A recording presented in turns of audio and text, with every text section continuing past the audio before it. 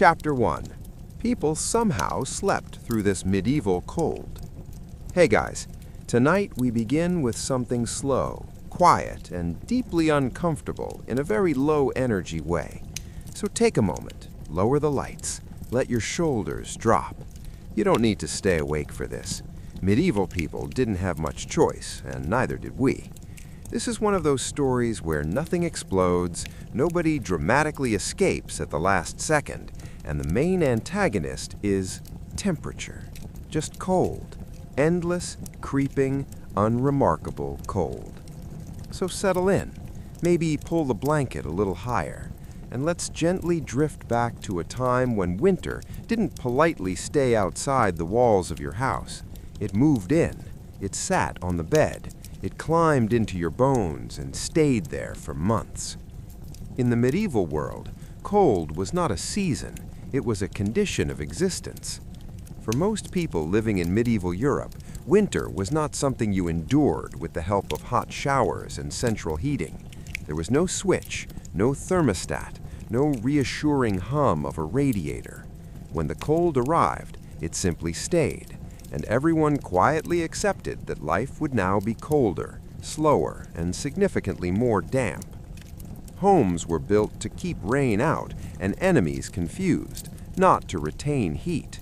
Stone walls were thick and impressive, but stone is excellent at holding cold. Once winter settled in, those walls became refrigerators that never turned off. Even wooden homes, packed with straw and mud, leaked heat constantly. Any warmth you produced had to be constantly replaced, like bailing water from a very patient boat. Fireplaces existed, of course, but they were inefficient and usually located in the main hall. Heat rose, smoke lingered, sparks flew, and most of the warmth went straight up the chimney, presumably to haunt the birds. Bedrooms, such as they were often unheated entirely. The idea of warming a room just for sleeping would have felt extravagant, if not suspicious. Instead, people relied on layers, clothing, blankets, other people, animals sometimes, whatever was nearby and warm enough to justify sharing space with. Beds themselves were not soft, plush objects we imagine. Mattresses were stuffed with straw, reeds, or feathers if you were lucky. Over time, these materials compacted, shifted, and occasionally attempted to escape. Sheets were coarse, wool blankets were heavy and itchy. Linen was cold to the touch, especially in winter, when it seemed to actively resent human skin. People slept fully clothed, often in hats. Nightcaps were not a fashion statement, they were a survival strategy. Heat escaped through the head, and medieval people noticed this very quickly. A warm head meant a slightly less miserable night. A cold head meant waking up with ears that felt like they had personally offended winter. And yet, somehow, people slept. Not comfortably, not deeply, but they slept in fragments, in stretches, in long, quiet hours where there was nothing else to do. Winter nights were long, extremely long. Candles were expensive. Fires consumed precious fuel.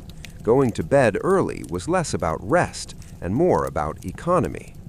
So people lay there, listening to the wind work its way through every gap in the walls, feeling the cold creep upward from the floor, pulling blankets tighter, shifting closer to whoever else was sharing the bed.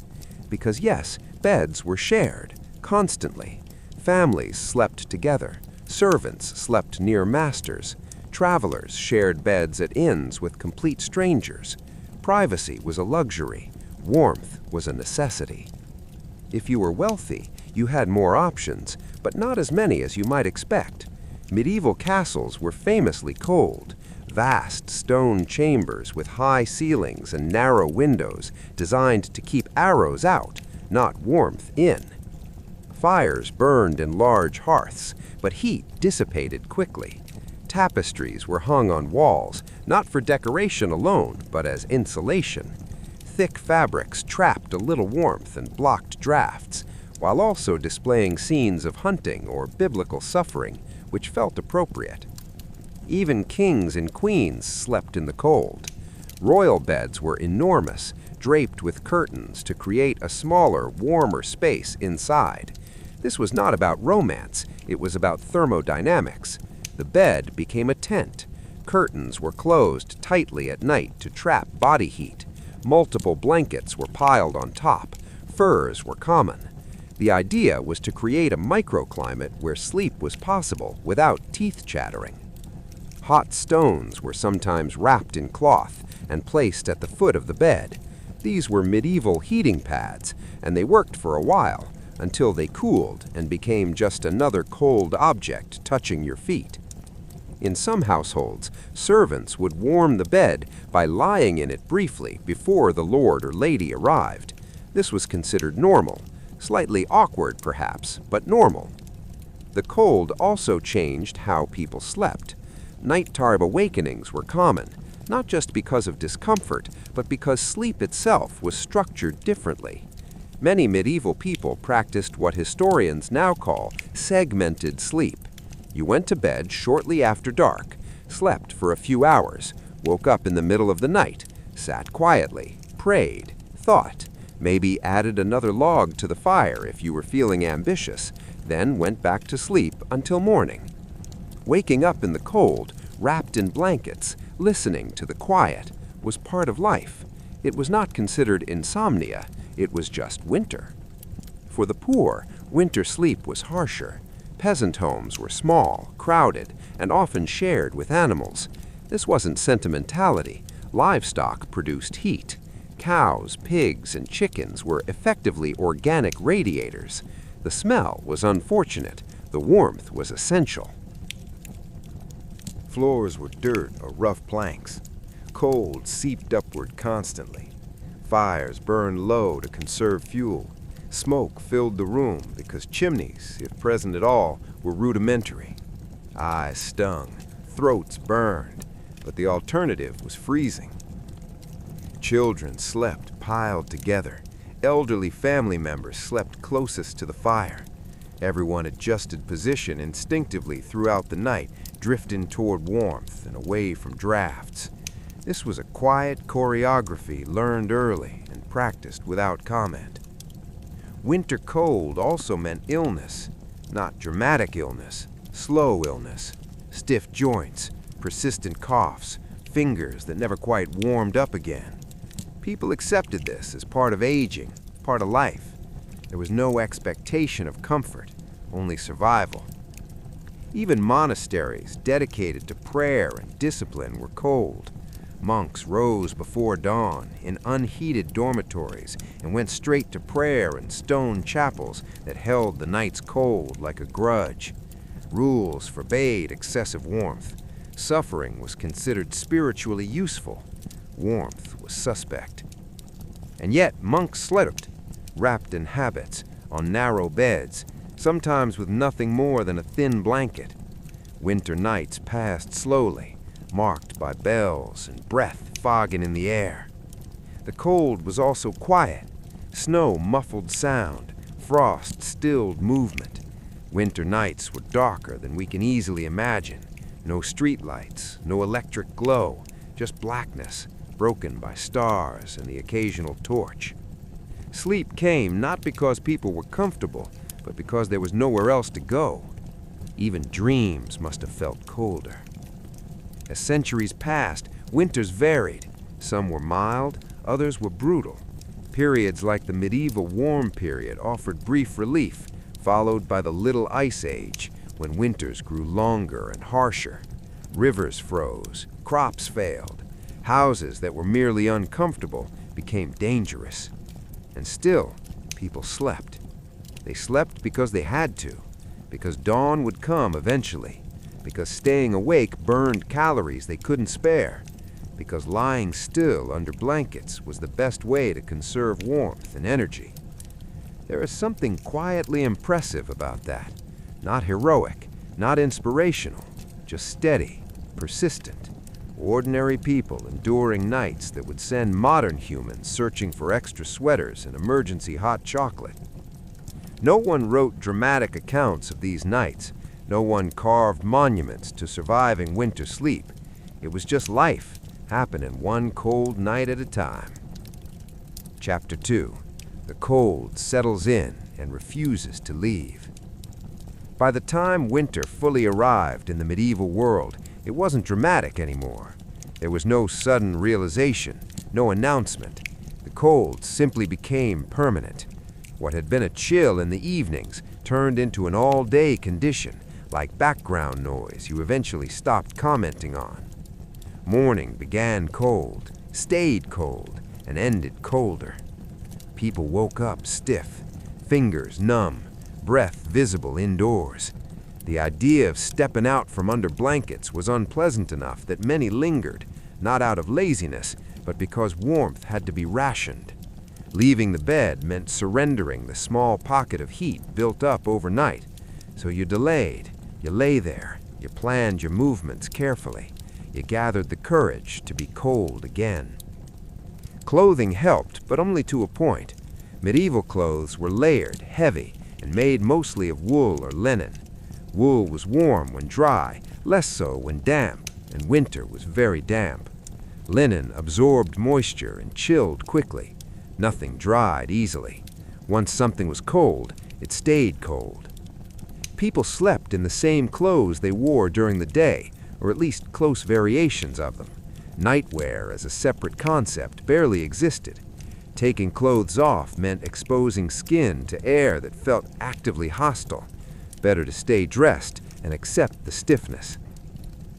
Shoes were sometimes worn in bed, not because it was comfortable, but because feet were difficult to warm once they went numb.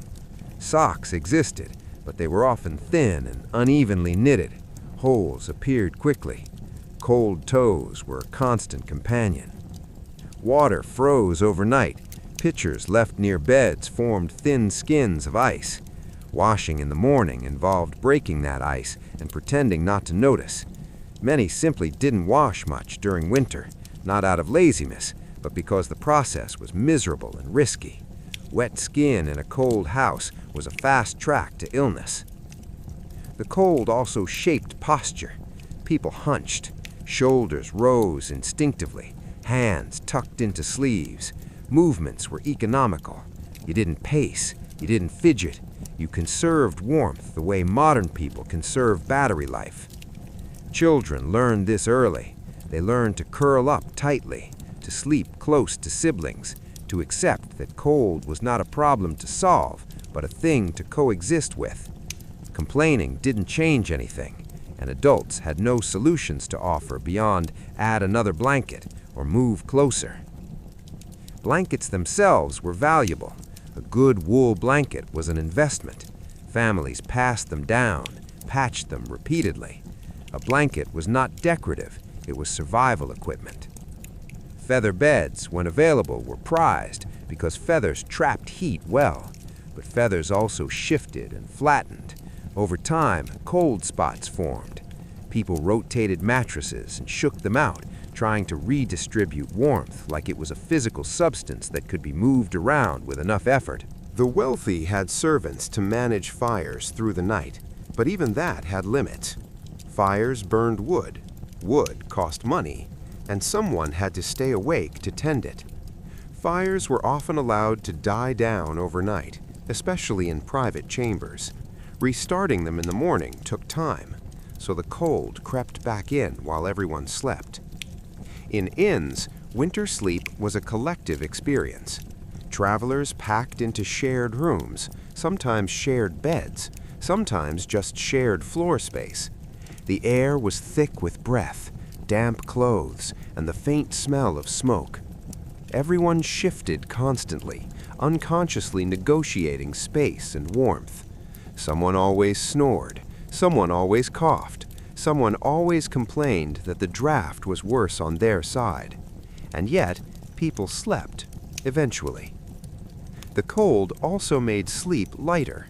People woke often, to reposition, to pull blankets tighter, to check that the fire hadn't gone out entirely. Sleep was not a smooth descent. It was a series of shallow dips, interrupted by awareness of discomfort. This wasn't considered abnormal. There was no ideal of 8 uninterrupted hours. Sleep was something you did when you could, for as long as you could, until cold or hunger or necessity pulled you back to consciousness. In monasteries, this was formalized. Night prayers broke sleep deliberately. Monks rose in the dark, their breath fogging the air, their sandals slapping against cold stone floors. They prayed in chapels colder than their dormitories, then returned to bed and slept again. Cold made obedience easier. You didn't linger, you moved quickly and efficiently. For women, winter nights were shaped by additional burdens. Pregnancy did not pause for cold.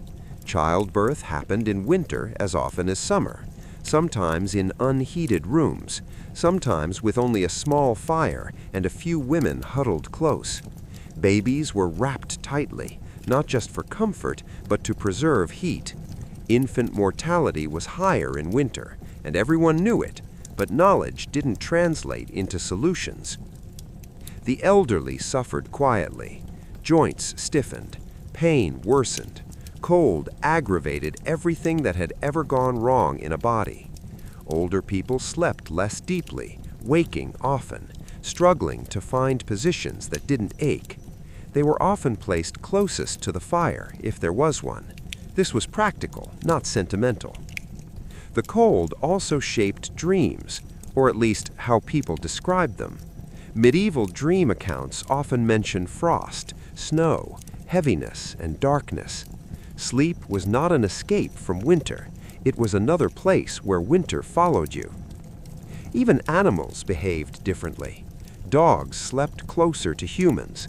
Cats sought any source of warmth. Livestock huddled tightly. The sounds of animals shifting and breathing filled the night. In rural homes, these sounds were reassuring. Silence meant something had gone wrong. Weather could make nights worse without warning. A sudden freeze could crack walls, burst containers, and turn already cold rooms into something sharper. Wind howled through gaps in roofs and shutters. Snow piled against doors. People woke to find their world altered, colder than it had been when they fell asleep. And still, there was work to do the next day. Winter didn't excuse you from obligations.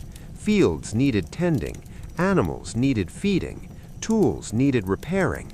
People rose from cold beds and stepped into cold mornings because there was no alternative.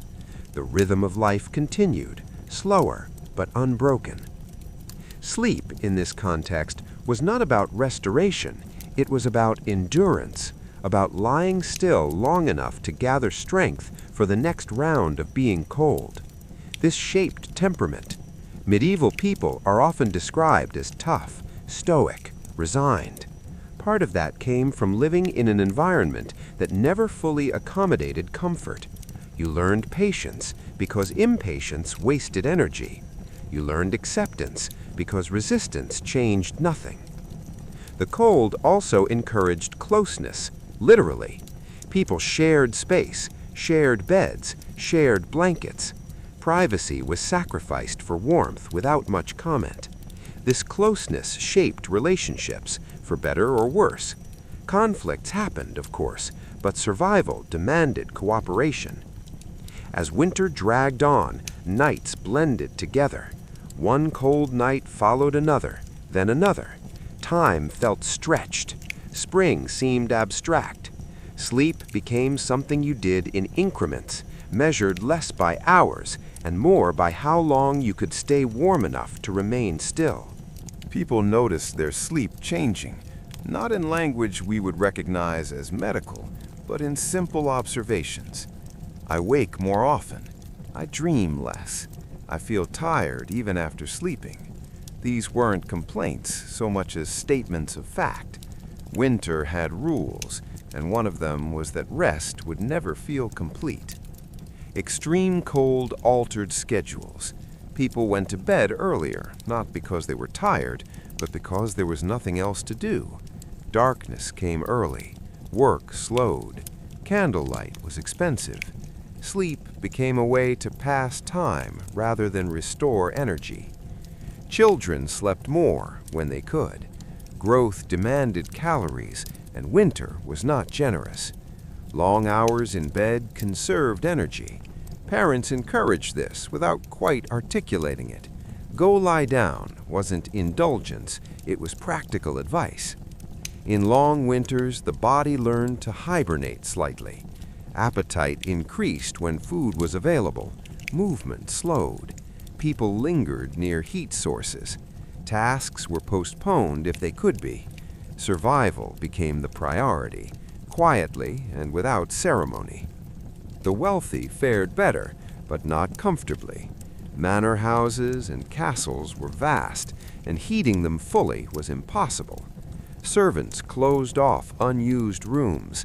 Families clustered into smaller spaces. Even kings adapted, moving court to warmer regions when possible, or retreating into fewer chambers. Still, sleep was cold. Royal records occasionally mention nights spent fully dressed, wrapped in multiple layers, with servants instructed to remain nearby in case fires needed tending. This was not luxury as we imagine it. It was controlled discomfort, softened slightly by manpower. The poor had fewer options. In towns, overcrowding intensified. Multiple families shared single rooms. Warmth came from proximity. Sleep involved constant negotiation of space. Someone always felt the draft. Someone always ended up uncovered by morning. In the countryside, isolation made things harder. Snow blocked roads. Supplies dwindled. Nights were silent except for wind and the occasional sound of wood shifting in cold frames. Sleep there was heavy and shallow at the same time, weighed down by fatigue and interrupted by discomfort. Illness spread easily in these conditions. Colds lingered, coughs deepened, fevers burned against the cold in a strange contrast. People slept through sickness when they could, wrapped tightly, sweating under blankets even as the air froze. Recovery was slow, sometimes incomplete. There was no concept of turning up the heat when someone was ill. Warmth was shared evenly, regardless of condition. If someone needed extra blankets, they were taken from someone else. This was done matter-of-factly. Needs were balanced communally. Extreme winters also changed sounds at night. Snow muffled everything. Streets fell silent. The usual nighttime noises faded. Inside, the crackle of fire and the breathing of sleepers became more noticeable. Silence could be comforting or unsettling, depending on the night. Wind, when it came, was worse. It found every weakness. Shutters rattled, roofs groaned. People woke abruptly, hearts racing briefly, then settled back into stillness. There was nothing to do but wait it out. Some winters froze rivers solid. This was both useful and ominous. Frozen rivers became roads. Trade adapted, but the cold required to do this seeped into everything nearby. Homes close to water felt it first. Sleep near rivers was especially cold, damp air creeping inward relentlessly. Historical chronicles mention winters when wine froze in barrels, when ink froze in pens, when breath crystallized on beards indoors.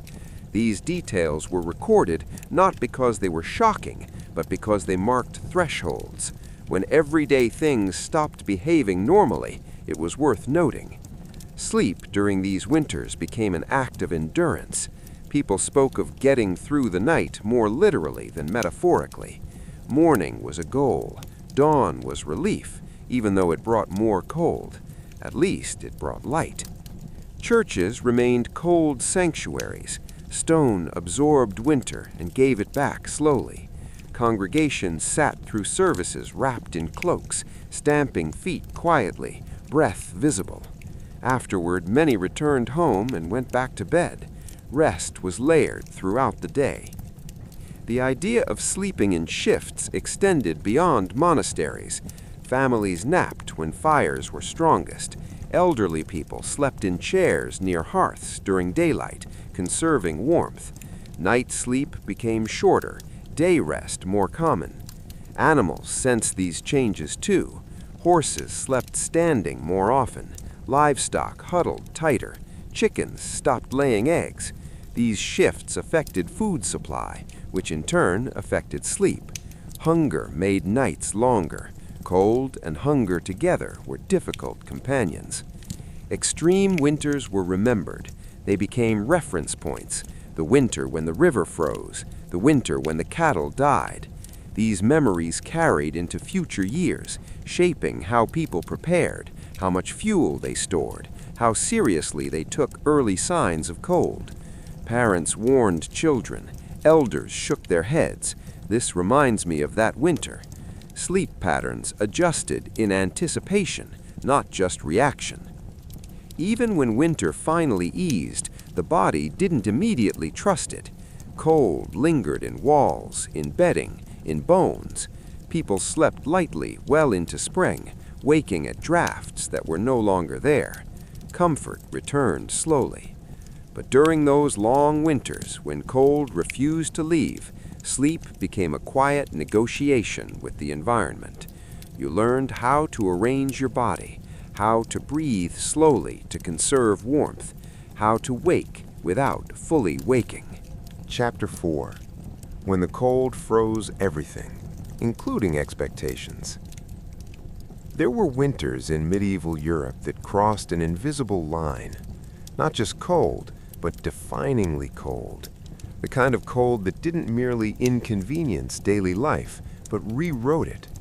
These were the winters people remembered decades later, speaking about them with the same tone used for floods or plagues, except quieter, more resigned. During these winters, sleep became something closer to endurance training. The cold arrived early and stayed late. Frost appeared before harvests were finished. Snow fell before people were ready. The ground hardened, locking crops in place. Fires burned constantly, yet rooms never felt warm. The body adjusted by lowering its expectations. Comfort was no longer a goal. Function was. At night, even well-prepared homes struggled. Thick walls radiated cold inward. Beds felt like slabs until enough body heat accumulated, which could take hours. People climbed into bed already cold, knowing it would be a long time before warmth followed. Sleep did not come easily. It arrived in pieces.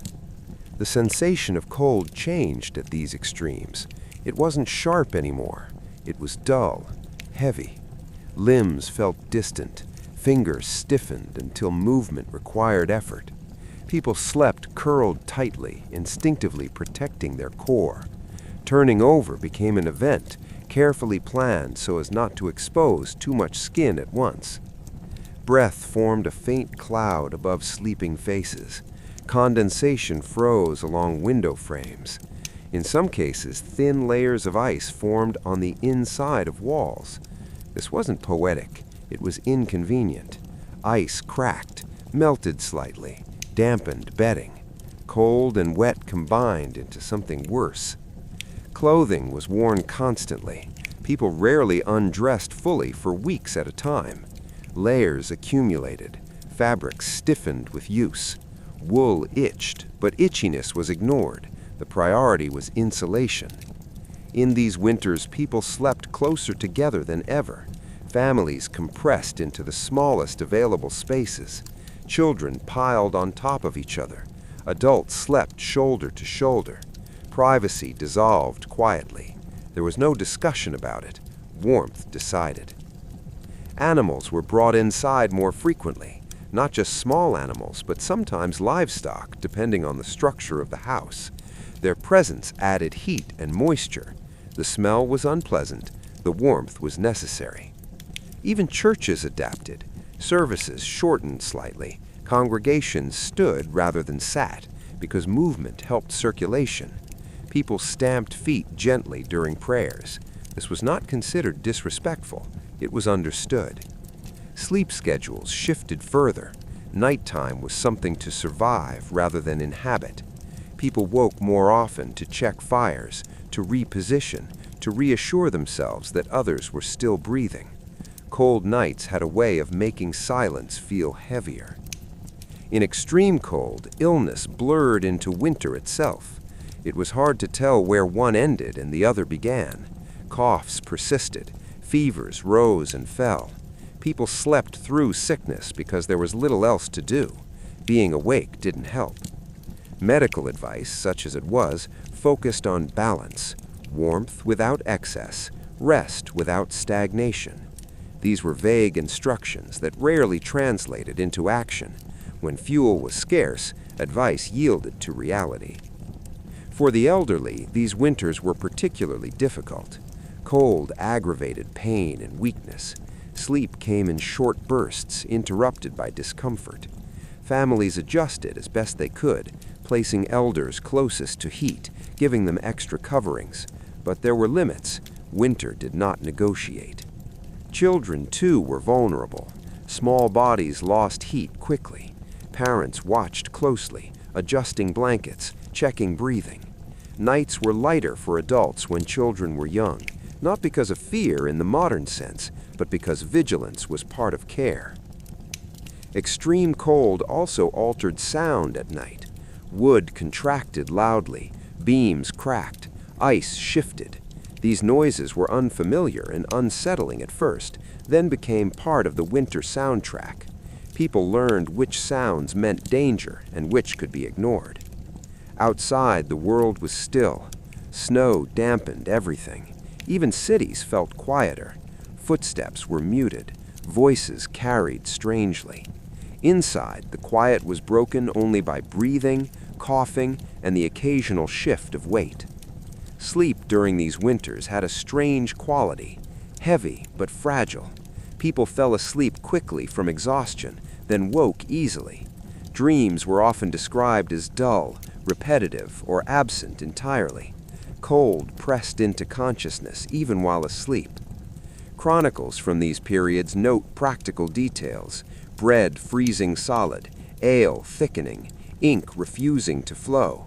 These details mattered because they affected daily function. Writing slowed, communication faltered, time itself felt sluggish. When rivers froze deeply, trade changed. Ice became a surface. People walked where boats once floated. But homes near rivers suffered. Cold radiated upward. Nights there were harsher, sleep shorter.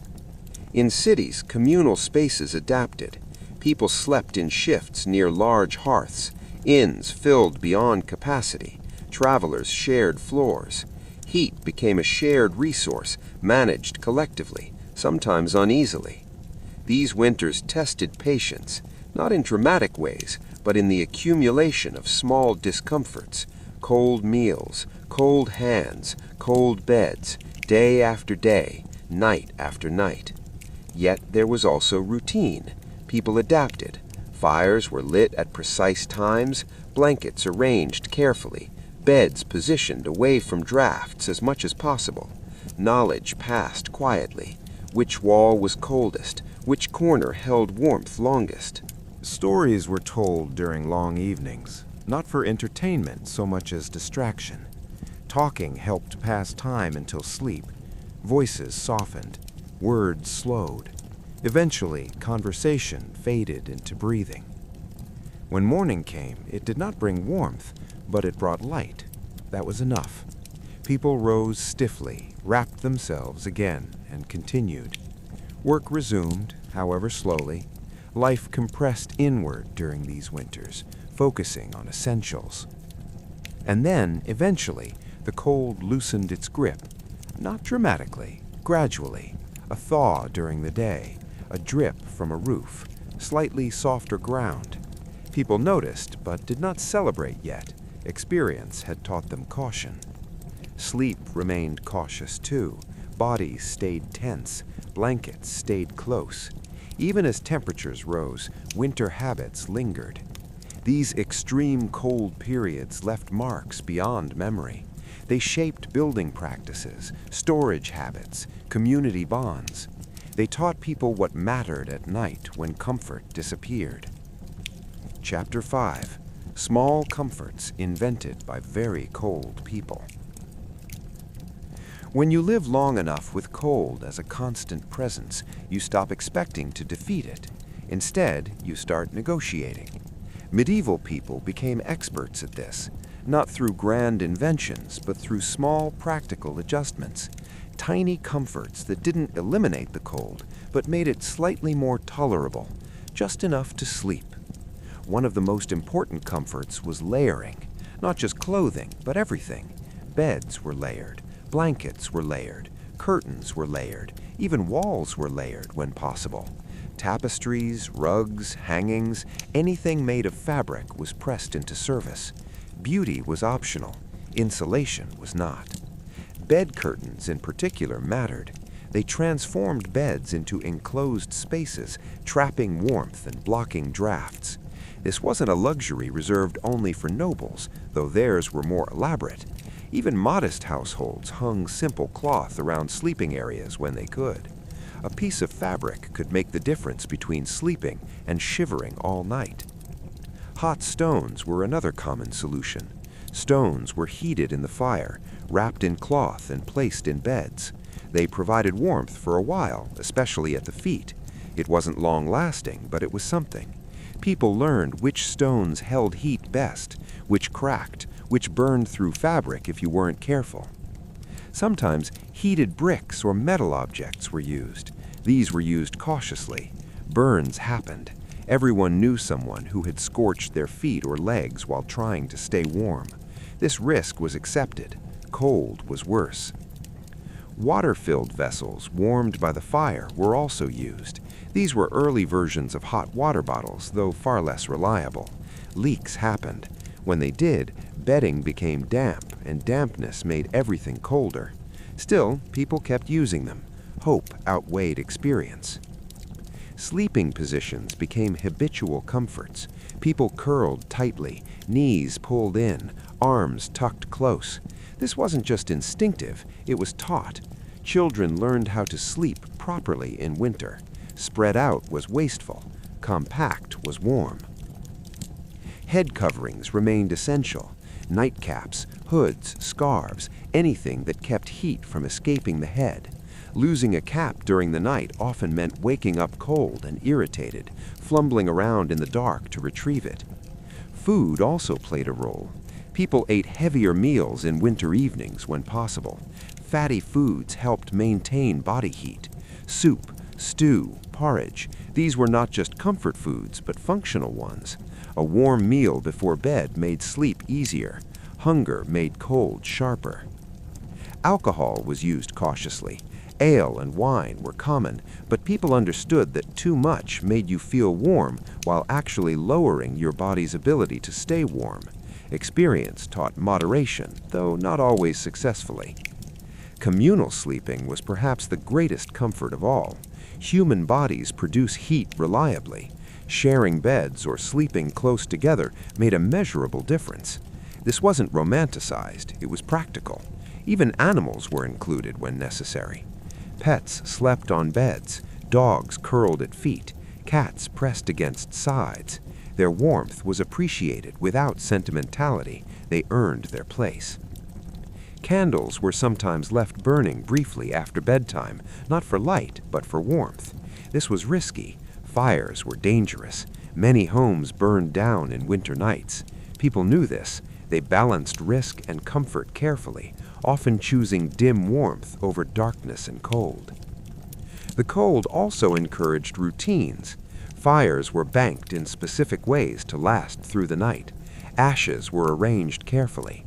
Experienced household members knew how to coax embers to survive until morning. This skill was respected. Bedding was shaken and rearranged before sleep. Blankets were aired near fires when possible, then quickly transferred to beds. The warmth didn't last long, but those first minutes mattered. People also learned to read the weather. Wind direction mattered. Snow cover mattered. Clear skies often meant colder nights. These observations informed how many blankets to use, whether to move beds, whether to sleep closer together. Stories and quiet conversation before sleep were comforts too. Talking slowed breathing, distracted from cold, passed time until drowsiness arrived. Voices softened naturally in winter nights, as if volume wasted warmth. In monasteries, discipline replaced comfort, but even there small allowances were made. Extra straw in winter, slightly thicker habits, minor adjustments that acknowledged reality without openly challenging doctrine. The cold also shaped prayer. Evening prayers included requests for protection from illness, for warmth, for endurance. These weren't dramatic pleas, they were practical hopes. Over time, these small comforts formed traditions. They were passed down. Parents taught children, masters instructed servants. Knowledge accumulated quietly, not written down, but remembered. None of this made winter pleasant, but it made it survivable. And survival in a medieval winter was enough. Chapter 6. The coldest nights somehow endured. There were nights in medieval winters that crossed another quiet threshold, nights so cold that even the usual strategies struggled. Fires burned low, blankets were already maxed out, bodies were already pressed as close as they could manage, and still the cold found space. These were the nights people remembered because nothing dramatic happened, but because nothing did. The night passed. That was the achievement. Breathing slowed. People learned that quick breaths felt colder. Slow breaths conserved warmth. This wasn't scientific knowledge. It was learned behavior, passed down without explanation. Hands were tucked into armpits or between thighs. Feet were pressed together. Every bit of skin contact mattered. Even the smallest exposed patch could wake someone abruptly, cold snapping them back to awareness. On the coldest nights, people avoided turning over unless absolutely necessary. Rolling meant exposing new surfaces to cold air. Better to stay still and endure mild discomfort than risk sudden chill. Fireplaces were watched closely before bed.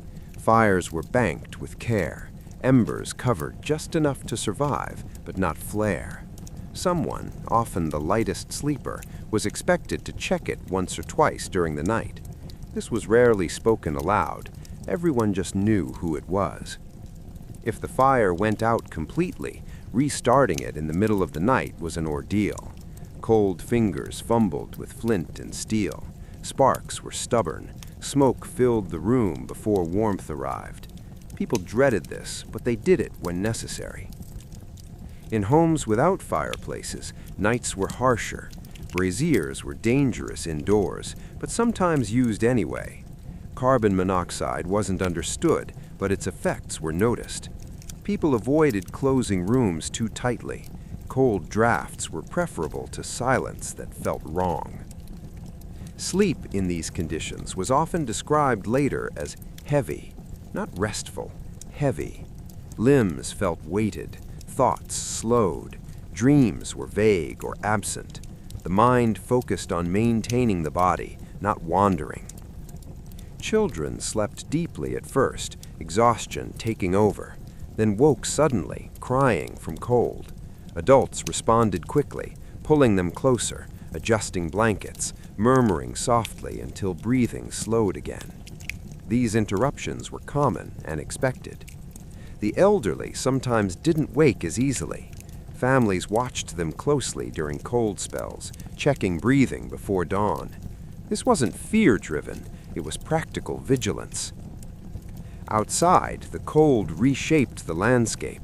Snow creaked under its own weight, trees cracked, ice shifted loudly on rivers. These sounds filtered indoors, sharp in the quiet.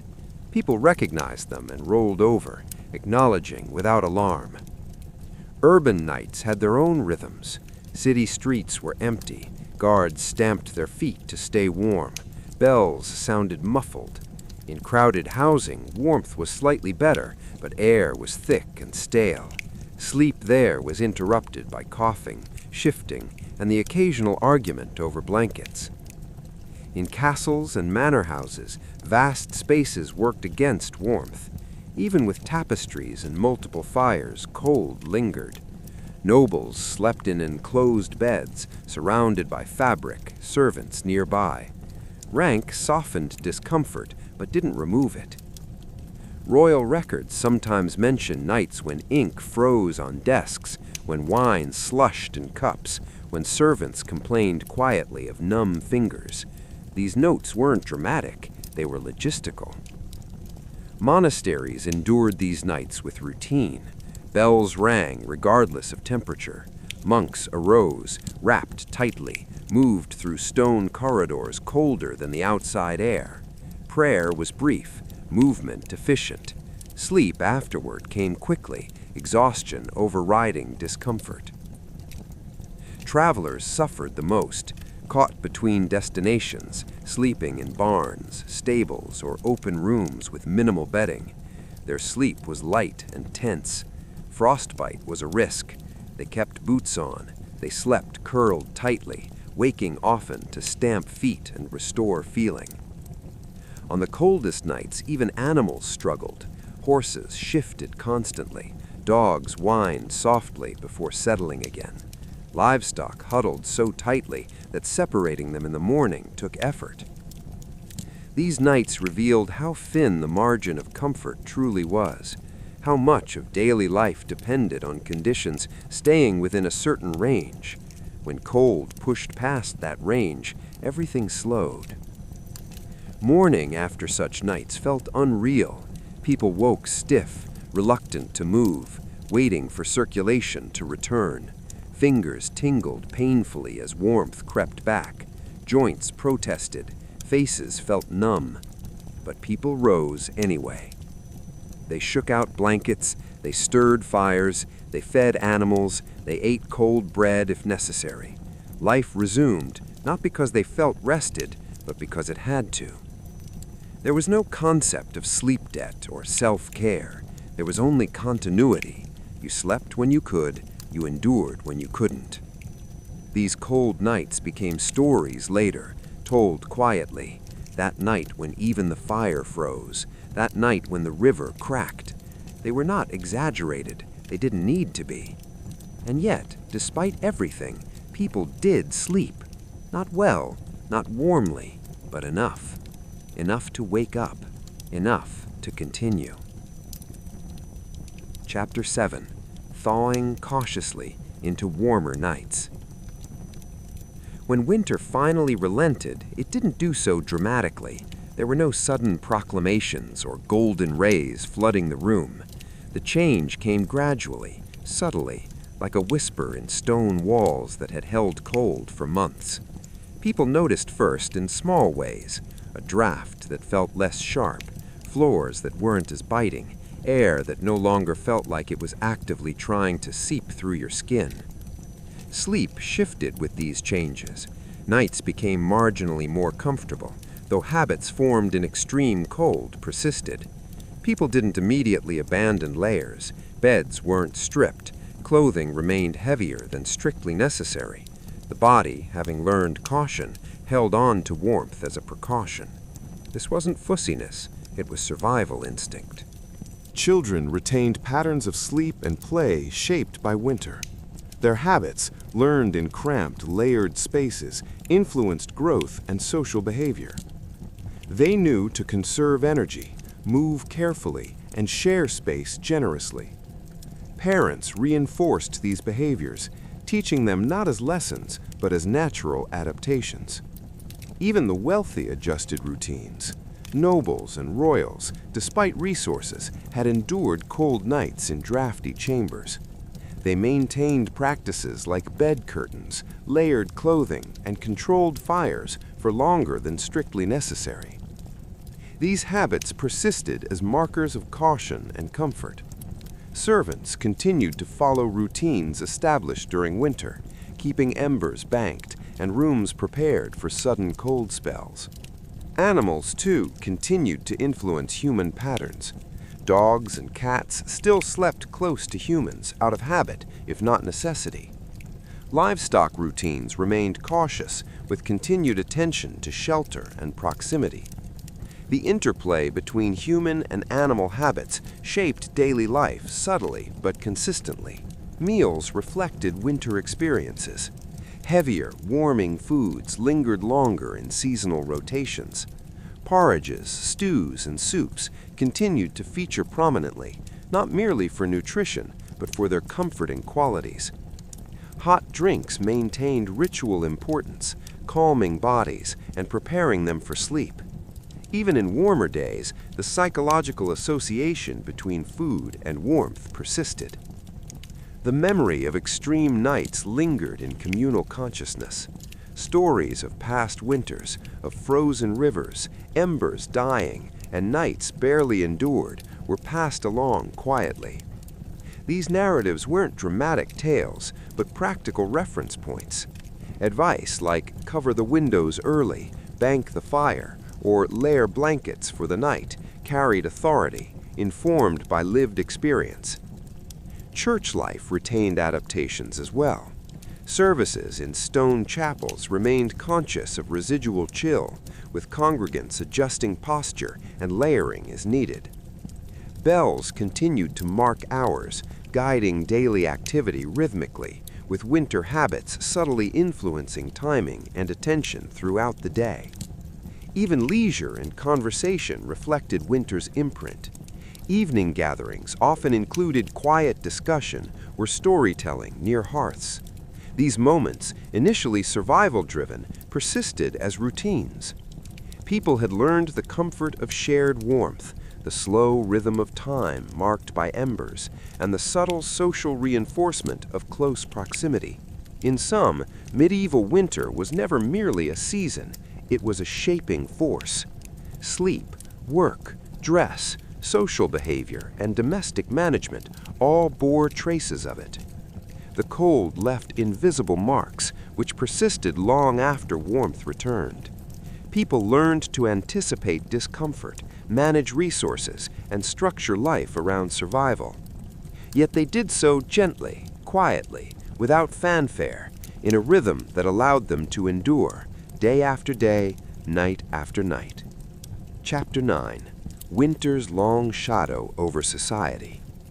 Beyond individual routines, extreme medieval winters cast a broader shadow over entire communities.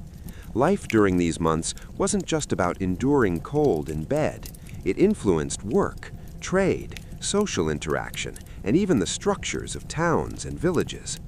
Patterns established during harsh winters left traces that lasted well into warmer months. In rural areas, the timing of agricultural work was directly shaped by winter experience.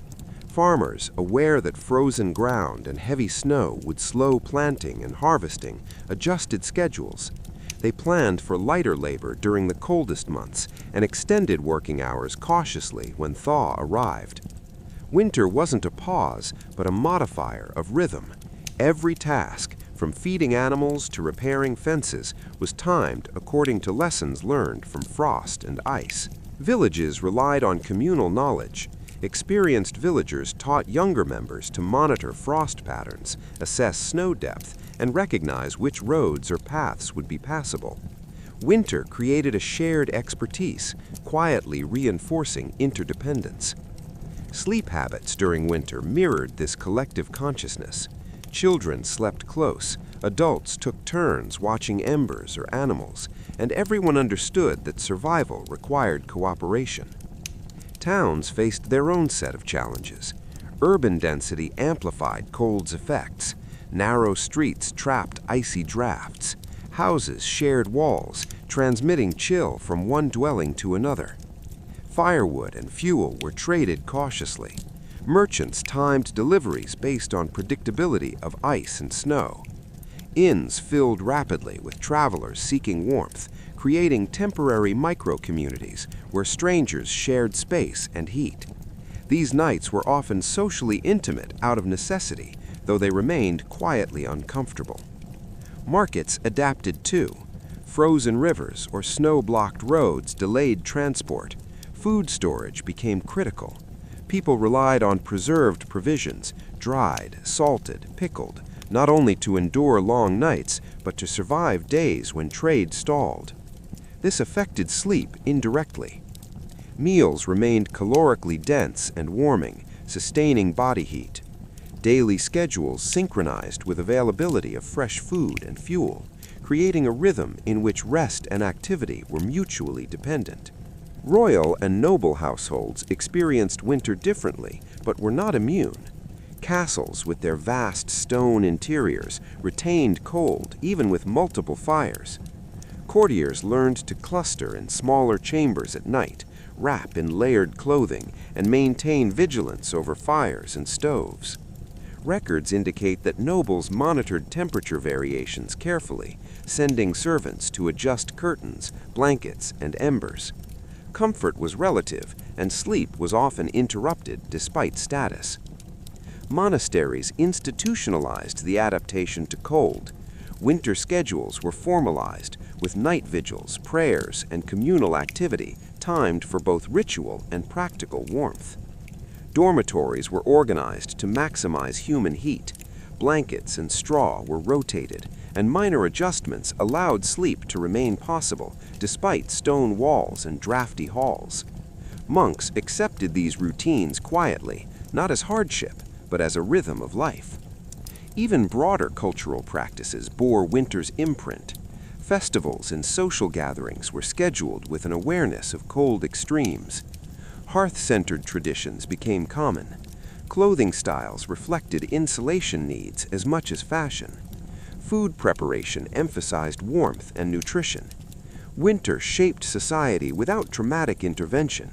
It was a persistent, quiet force, influencing behavior from household to village to kingdom. Children grew up internalizing these norms. They learned early that warmth was earned and maintained, that sleep required positioning and proximity, and that cooperation was not optional. Habits formed in harsh winters carried into adulthood, influencing marriage, family organization, and even architectural choices. Rooms were smaller or partitioned to retain heat, windows were shuttered with care, and bedding practices became ritualized. In this way, extreme cold acted as a subtle educator. It instructed people on resource allocation, endurance, and community reliance. It shaped sleep and wake cycles, work patterns, social interactions, and domestic structures. By the time spring arrived, society had adjusted. People moved more freely, slept more deeply, and acted with a learned caution that continued to guide behavior long after frost had retreated. The long shadow of winter extended beyond immediate experience. Chroniclers noted the winter that froze the rivers, or the winter of empty granaries, and these accounts reinforced collective memory. Future generations internalized caution through story, shaping expectations even before the next cold arrived. Sleep, nourishment, movement, and social coordination were all subtly guided by these inherited lessons. Chapter 10. How Elites Endured Winter Nights. While ordinary medieval people had to negotiate cold with practicality, nobles and royals had the advantage of resources, though not complete immunity. Castles and manor houses were drafty, vast, and built more for defense than for comfort. Thick stone walls radiated cold inward at night. And tapestries or curtains could only do so much. Even wealth could not entirely eliminate the persistence of winter. Beds for the elite were often enclosed with heavy curtains and piled with multiple layers of blankets. Feathers were prized for their insulation, and wealthier households maintained mattresses that were rotated, fluffed, and patched to maximize heat retention. These weren't luxurious indulgences in the modern sense. They were pragmatic solutions to prevent shivering during long nights. Nightcaps and additional clothing layers were common. Kings and queens often slept fully dressed, or nearly so, robes and gowns included. The goal was to conserve heat. Servants were sometimes instructed to remain nearby in case fires needed tending or blankets needed adjustment. Even status did not require the requirement to be aware of cold. Fire management was an art form in noble households. Fireplaces were banked carefully before bed. Embers were preserved to last through the night, but full flames were minimized to conserve fuel and prevent overheating certain chambers. Someone had to wake occasionally to stir embers or add fuel, a task often performed silently and with practiced efficiency. Royal and noble children experienced cold in structured ways. Cradles and beds were heavily padded. Siblings often slept together for warmth. Children were trained to curl tightly, conserve movement, and accept limited comfort. Diaries and letters occasionally remark on complaints, but these were treated lightly. Discomfort was expected and managed rather than indulged. Even royals followed a rhythm shaped by cold. Rising in the early hours, even in the dark and chill, was a necessity. Morning rituals began in partially frozen rooms, often with floors covered in straw for insulation. Dressing, grooming, and breakfast were conducted quickly to reclaim warmth before the day fully began. Guests were accommodated carefully. Inns and temporary housing could not guarantee warmth, so traveling nobles often brought personal bedding, blankets, and even attendants trained to maintain comfort. Sleep during travel was measured and cautious. Even a king could not ignore the cold. Monastic practices intersected with noble routines. Some elites maintained close ties with monasteries, adopting disciplined night schedules that balanced ritual and warmth. Night prayers, early vigils, and careful fire management became part of household life. Nobles learned that discomfort could be mitigated but not eliminated, so preparation was key. The cold shaped behaviors beyond the bedroom. Meals were timed to coincide with warmth. Physical activity was measured to avoid overexertion in frigid spaces. Clothing choices were influenced by both appearance and insulation. Social gatherings were sometimes shifted to smaller, enclosed rooms to retain heat. Even leisure adapted to winter's influence. Historical accounts occasionally note how extreme cold affected decisions. Diplomacy could be delayed due to travel risk. Hunting and outdoor sport were limited by ice and frost. Attendance at court was influenced subtly by nights spent awake, shivering, and waiting for warmth. The rhythm of elite life bent around the same constraints experienced by commoners, though with more resources to soften the edges. Yet sleep itself remained fragile. Nights were punctuated by minor awakenings, checking fires, adjusting bedding, repositioning limbs. Even the most pampered chambers could not fully prevent the body from recognizing the cold. The mind remained lightly alert, conditioned by months of winter to monitor warmth continuously. The result was a form of endurance training practiced by people across the social spectrum. Nobles and peasants alike learned to negotiate cold, layer strategically, and conserve energy during sleep. The techniques differed in material comfort, but were united in principle. Survival required awareness, adjustment, and acceptance. By the time spring's first warmth crept in, elites could finally relax slightly, though habits lingered. Beds remained curtained, blankets layered, and nightcaps worn. Fire management continued with care. The body, trained by repeated winters, maintained caution. Even with privilege, medieval sleep was shaped profoundly by cold. Chapter 11. Family life under winter's influence. Winter's imprint extended beyond individual routines, shaping the rhythm of family life. In medieval households, whether noble or common, the long nights of cold forced families to adapt collectively. Sleep, work, and social interaction were all subtly guided by experience with extreme temperatures. Children learned early that warmth required cooperation. Beds were shared, bodies pressed close together. Infants often slept between adults, partially for supervision, but primarily for insulation. Older siblings clustered for warmth. Every member of the household had an understood role in maintaining comfort, even if silently. Parental vigilance extended throughout the night. Adults checked on children, adjusted blankets, and occasionally shifted positions to share warmth more efficiently. This was not dramatized, it was a quiet, continuous task, a part of ordinary life. Even in wealthier households where cradles, feather beds, and servants provided comfort, parents remained aware of draft and temperature. Daily routines adjusted accordingly. Mornings were slow, measured affairs. Cold floors and chilly rooms required gradual movement. Families tended animals before venturing into tasks that demanded more energy. Meals were planned around warmth and sustenance. Heavy, calorie-rich foods were consumed to fuel the body against lingering chill. Soup, porridge, and stews were staples. Even leisure and storytelling adapted to winter's presence. Nights were often spent near hearths, talking quietly or telling stories. This wasn't for entertainment alone, it provided essential warmth. Warmth reinforced social bonds and passed down knowledge about survival. Children absorbed these lessons naturally, internalizing strategies for enduring cold. Sleeping arrangements reflected both pragmatism and hierarchy. Nobles maintained curtained beds, often sleeping apart from children, yet still observed careful layering and placement to retain warmth. Servants slept nearby, monitoring embers and fires.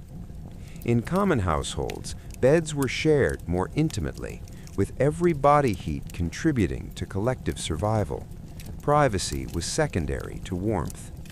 Winter also shaped health and hygiene routines. Cold and damp worsened minor ailments.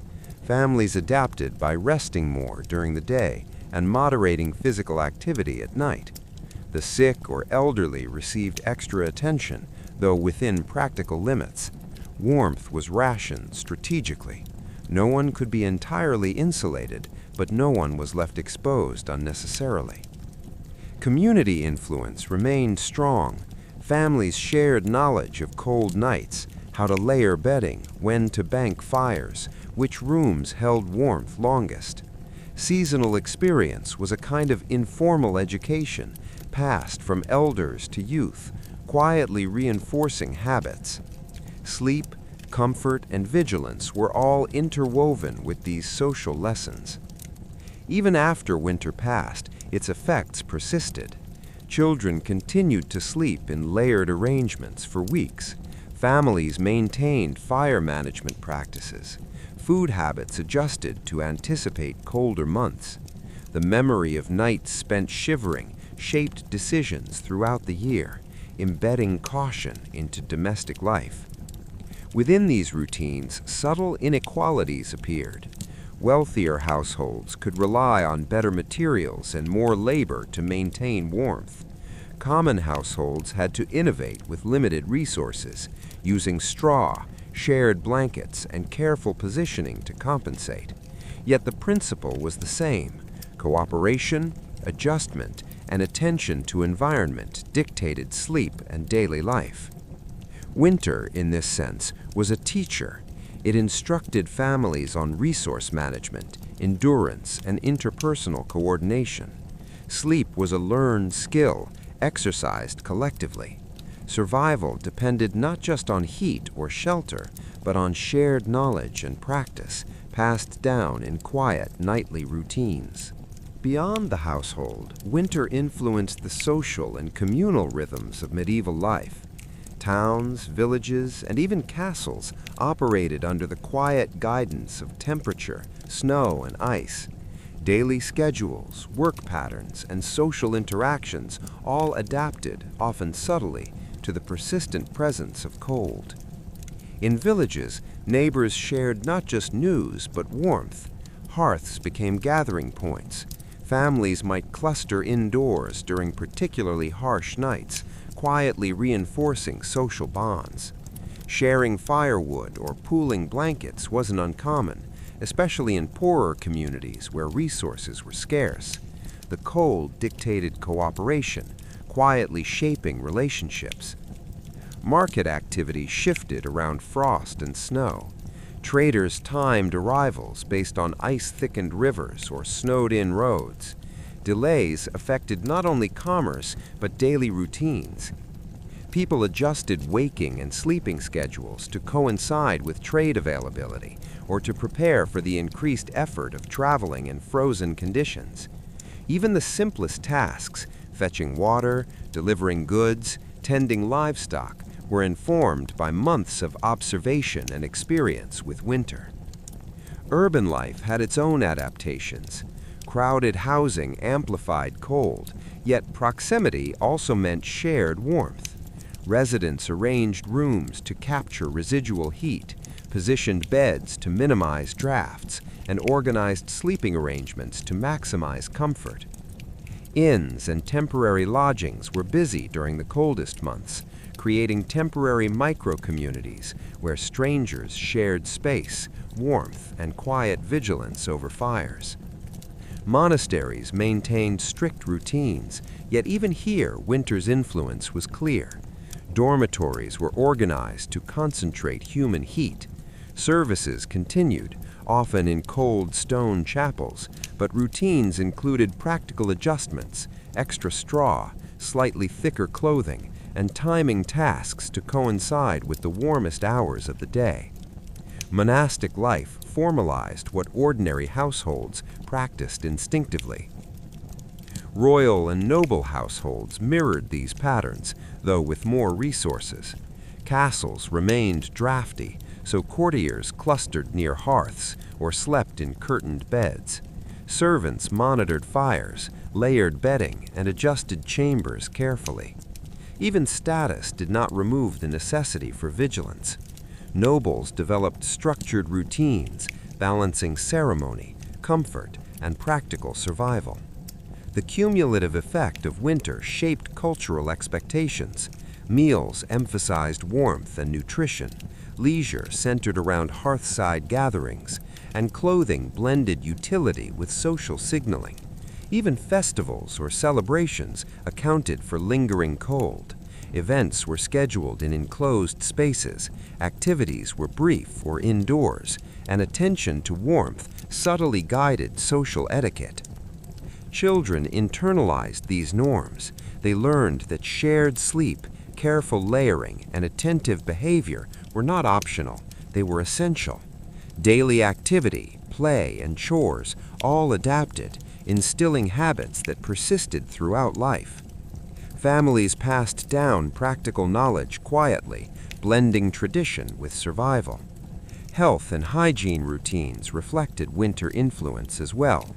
Cold and damp exacerbated minor ailments, leading families and communities to adjust rest schedules, food intake, and proximity to heat sources.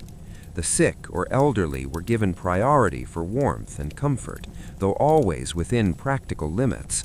The community's survival depended on attending to these needs efficiently. Even after winter passed, its lessons remained. Seasonal awareness informed daily life long after frost had melted. Sleep habits, resource management, and social cooperation all carried subtle traces of winter's teaching. People moved with learned caution, structured their time thoughtfully, and preserved practices that had ensured survival during the coldest nights.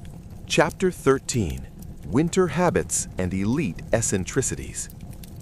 Even with resources, medieval elites were shaped by the same winters as everyone else.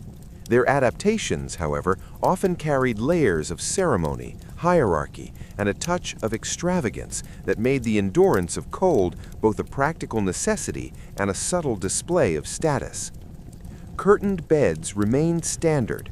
Some beds were elaborate enough to resemble small rooms lined with tapestries, furs, and cushions. These were not merely decorative, they trapped warmth, blocked drafts, and allowed occupants to maintain a sense of insulation even in vast stone chambers. Servants were often assigned the task of adjusting curtains and bedding during the night, a silent, careful choreography that ensured comfort without disturbance. Nightcaps and layered clothing were standard, even among kings and queens. Robes, gowns, and underlayers preserved heat. Nobles often slept fully dressed, partially out of practicality and partially out of ritualized habit. Sleep was less about relaxation and more about measured endurance. The body remained alert enough to respond to cold or draft, yet relaxed enough to rest. Fires were managed with precision. Embers were banked carefully to last through the night. Servants sometimes slept nearby to monitor them. Wealth allowed for multiple fireplaces, but large rooms still radiated cold. Fire management was a continuous practice, blending efficiency with ceremonial observance. Even the most lavish chambers did not entirely remove the experience of winter. Royal and noble children were taught endurance quietly. Beds were insulated, clothing layered, and proximity to siblings or attendants encouraged. Complaints were minimized, discomfort was expected and managed. Habits developed during childhood persisted into adulthood, creating a generation trained to navigate cold with a combination of preparation, patience, and discretion. Winter influenced daily activity patterns. Early morning rising, careful movement, and efficient completion of tasks reflected months of practice under harsh conditions. Nobles moved from chamber to chamber deliberately, conserving warmth and energy. Meals were timed to maximize both nutrition and heat retention. Leisure and conversation often occurred near hearths, with subtle attention to position and layering. Even ceremonial life adapted to cold. Court gatherings, formal events, and religious observances were structured with awareness of temperature. Indoor spaces were preferred when possible. Attire emphasized insulation alongside status signaling. Participants learned to balance presence and practicality, maintaining appearances while quietly managing discomfort. The cold also encouraged subtle eccentricities. Some nobles collected additional blankets, furs, or personal bed curtains far beyond what was strictly necessary. Others kept small stoves or heated vessels in chambers. Diaries occasionally remark on these items with mild amusement or ironic observation, noting that comfort and status were intertwined with the practical lessons of winter. Sleep remained carefully negotiated. Even in the largest beds, nobles adhered to patterns of layered bedding, strategic positioning, and controlled exposure. The body's vigilance, trained by winter months, persisted long after thaw. Nights were less harsh, but habits endured. Sleep was a blend of comfort, ritual, and cautious adaptation. These patterns were quietly transmitted across households. Children observed elders, attendants followed routines established over years, and cultural memory reinforced expectations. The influence of winter extended beyond survival. It shaped norms, behaviors, and subtle social signaling. In this way, winter molded not only the general populace, but also the elite. Sleep, domestic arrangements, social conduct, and even personal eccentricities were influenced by the memory and practice of enduring cold. Comfort was measured, ritualized, and cautious, ensuring survival while maintaining status.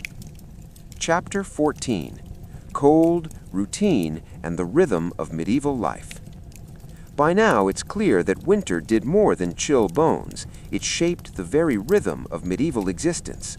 Nights of extreme cold, fragmented sleep, and careful layering extended their influence into every corner of daily life. The practices developed to endure frost became routines, and routines became habits that structured both households and communities. For common households, the daily schedule was guided by light, warmth, and efficiency. People rose slowly at first, warming bodies before beginning chores. Meals were designed to fuel endurance, often dense with calories and served hot when possible. Work was conducted in measured intervals, balancing productivity with conservation of energy. Even leisure was modest, oriented around hearthside gatherings, quiet storytelling, or short walks. Sleep remained central to this rhythm. Even when winter waned, habits endured. Layering, positioning, and careful attention to warmth persisted. Families slept together when necessary, spread out when possible, and always remained aware of drafts or sudden temperature changes. Children absorbed these routines naturally, and adults reinforced them silently. The negotiation between comfort and vulnerability became an unspoken rule of life. In noble households, the same principles applied, though with additional resources and ceremonial layers. Fireplaces, curtains, and heated vessels softened the edge of winter nights, but vigilance remained. Courtiers, attendants, and family members all participated in maintaining warmth. Even royalty slept partially clothed, monitored embers, and adhered to routines learned during harsher months. The memory of cold shaped etiquette, daily movement, and even interactions with others. Community life, too, reflected these adaptations. Villages shared resources, coordinated tasks according to frost and thaw, and organized markets with an awareness of winter's limitations. Towns maintained temporary lodgings for travelers, emphasizing shared warmth over privacy. Monasteries formalized winter routines, integrating them into religious observance. Across social strata, the experience of cold shaped cooperation, communication, and timing. The interplay of cold and routine reinforced survival skills. People became skilled at reading temperature, anticipating night shifts, and managing limited fuel. Knowledge accumulated over years and generations passed down quietly. Storytelling, observation, and instruction ensured that even those who had never experienced the harshest winters could prepare effectively. Sleep, in this context, was a carefully negotiated practice. Nights were long, bodies curled to conserve heat, and vigilance remained light but persistent. Dreams were often muted, fragmented, or absent. The mind, trained by repeated winters, remained subconsciously aware of environment, movement, and warmth. Even when the frost eased, the body retained a cautious rhythm, responding automatically to drafts or chill. Over time, these patterns became part of cultural expectation. People anticipated discomfort, structured domestic spaces for endurance, and coordinated social interaction around warmth. Clothing, furniture placement, and even architectural design reflected lessons learned from winter lights. Practicality and caution merged seamlessly with tradition and etiquette. In essence, winter left an invisible mark on medieval life. Sleep habits, family routines, work schedules, and social organization were all subtly guided by experience with extreme cold. The rhythm of daily life, the timing of rising, eating, working, and resting was quietly tuned to the memory of frost. People moved through their days with a measured patience, honed by months of careful endurance. Chapter 15. The Subtle Lessons of Long Winters. Winter in the medieval world was a teacher, patient and persistent. It didn't instruct with drama or sudden crises. Instead, it shaped behavior slowly, quietly, through repeated experience. Nights of cold, fragmented sleep, and careful observation became lessons that guided life throughout the year. People learned to negotiate discomfort with patience. Sleep was not surrender, but a careful balance between rest and vigilance. Limbs were positioned strategically, blankets layered thoughtfully, and body heat shared deliberately. Even when warmth returned, these habits persisted. The body remembered the hardship, and the mind remained alert in subtle ways. Daily routines reflected the imprint of winter.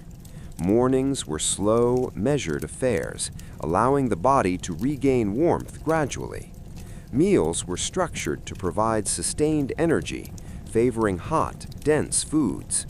Chores were divided between efficiency and caution, recognizing that overexertion in residual cold could be detrimental. Leisure and conversation often centered around the hearth, blending social interaction with practical comfort. Clothing, furniture placement, and even architectural design reflected lessons learned from winter nights. Practicality and caution merged seamlessly with tradition and etiquette. In essence, medieval winters left an invisible mark on medieval life. Sleep habits, family routines, work schedules, and social organization were all subtly guided by experience with extreme cold. The rhythm of daily life, the timing of rising, eating, working, and resting, was quietly tuned to the memory of frost. People moved through their days with a measured patience, honed by months of careful endurance. Chapter 16. Labor and Leisure Under Winter's Influence. Winter's persistence extended beyond sleep and domestic routines, quietly shaping work and leisure. Medieval life was structured around necessity and environment, and months of cold enforced rhythms that influenced productivity, rest, and social interaction. For laborers, mornings were slow to start. Cold floors, stiff joints, and lingering chill demanded measured movement. Tasks were approached with deliberate pacing.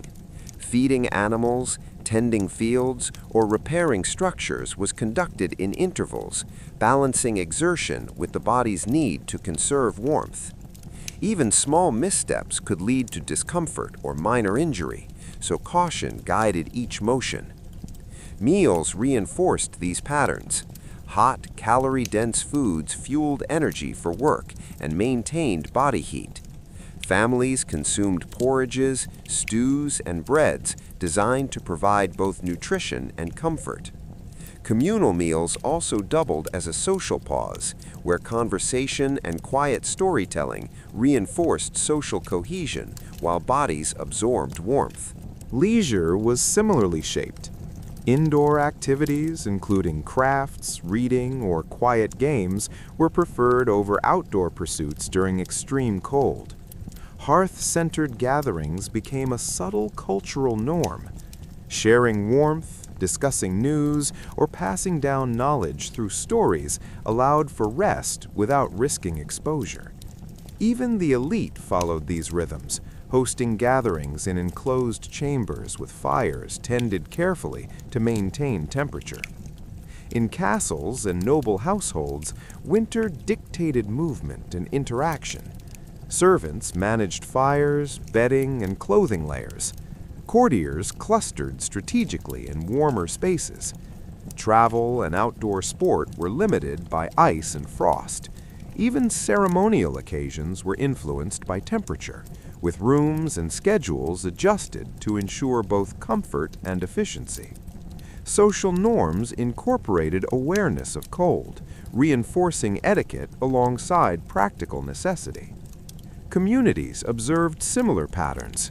Villages coordinated work to match daylight and warmth, while markets and trade schedules adapted to frozen roads and snowed-in paths. Shared resources, firewood, clothing, and food were managed collectively. Winter created a rhythm of interdependence, quietly reinforcing cooperation without explicit instruction. Children learned these rhythms early. Play was measured, indoor-oriented, and often intertwined with chores or supervision. Sleeping patterns, positioning, and layering extended into daytime rest and activity.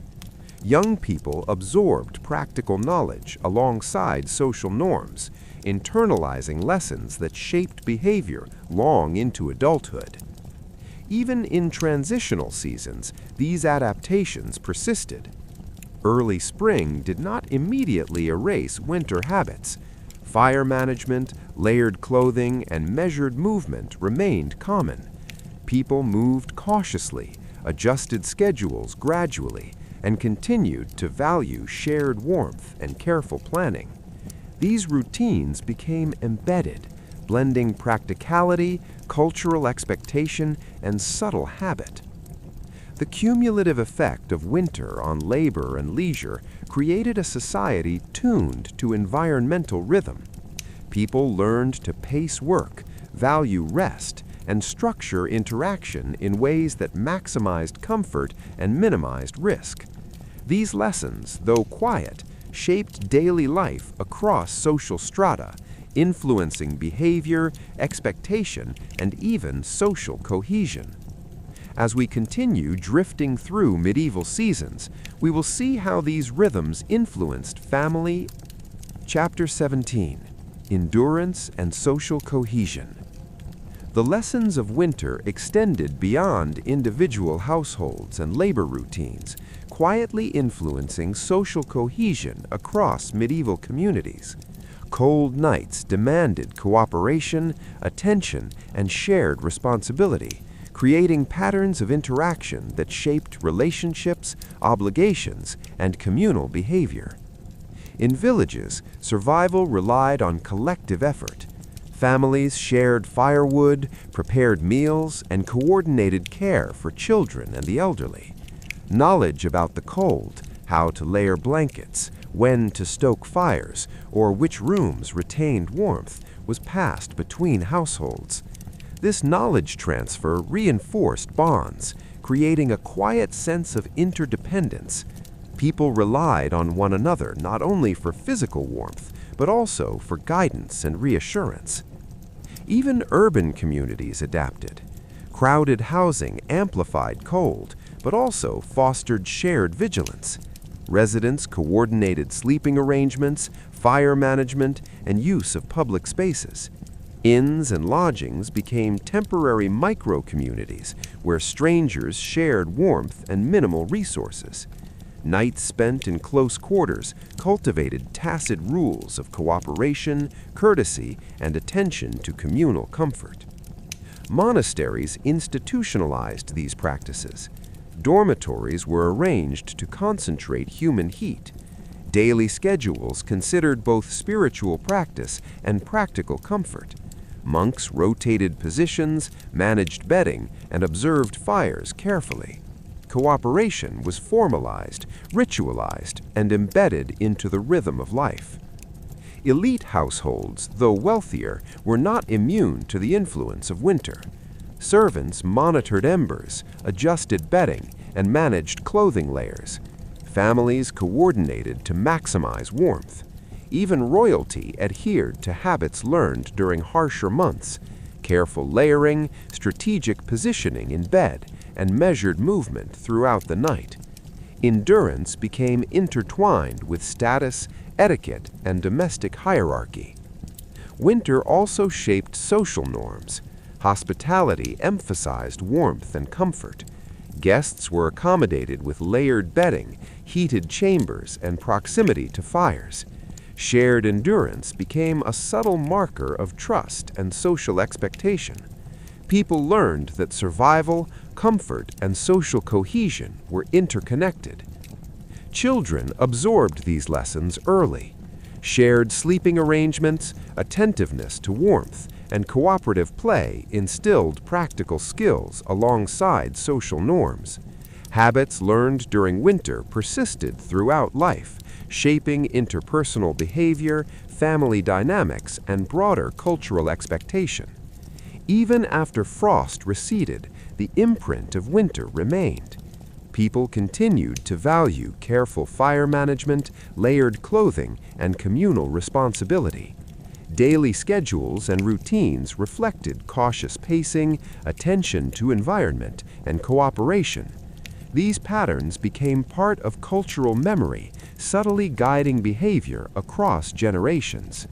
Winter did more than shape individual habits and communal routines. It reinforced social hierarchies and influenced family dynamics. Across medieval society, endurance of cold became intertwined with status, responsibility, and expectation. Families, both noble and common, structured life around the lessons winter had imposed.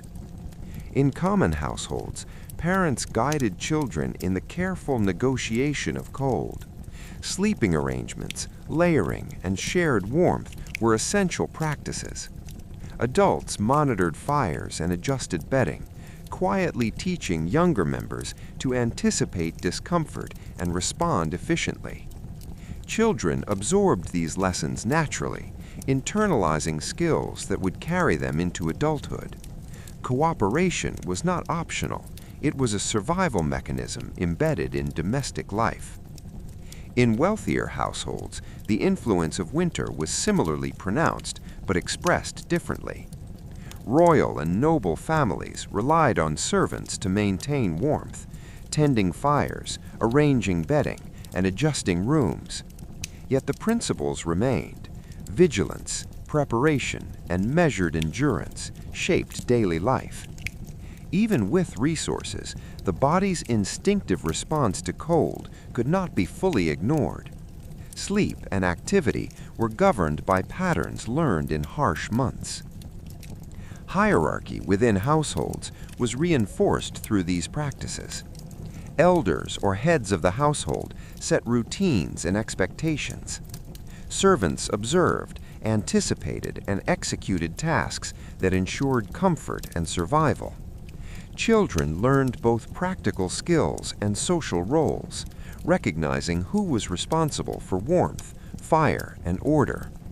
The negotiation of cold became a subtle reflection of authority, obligation, and care. Communal life mirrored these dynamics on a larger scale. Villages, towns, and monasteries relied on structured cooperation to endure winter. Tasks were divided according to skill, status, and capability. Firewood, food, and shelter were distributed strategically. Social norms, etiquette, and expectation were shaped by practical necessity. Winter taught lessons about interdependence that persisted beyond the season, reinforcing hierarchy while fostering collective endurance. Even elite eccentricities were influenced by winter. Kings, queens, and courtiers developed rituals around warmth, layered bedding, carefully monitored fires, and controlled chamber arrangements. Diaries and letters often note these practices with subtle humor or ironic observation, highlighting the blend of necessity and display. Status dictated access to resources, but the body's response to cold remained universal, dictating careful attention regardless of wealth. These patterns extended into broader cultural norms. Hospitality emphasized warmth and comfort. Social gatherings were planned with temperature and endurance in mind.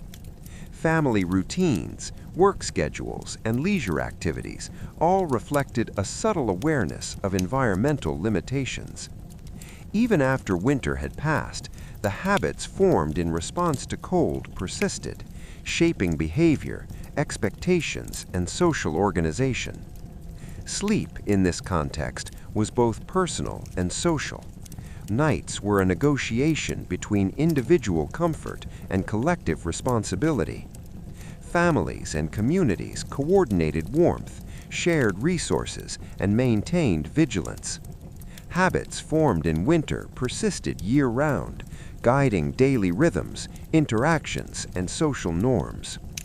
Chapter 19: Winter-Shaped Routines in Work and Leisure.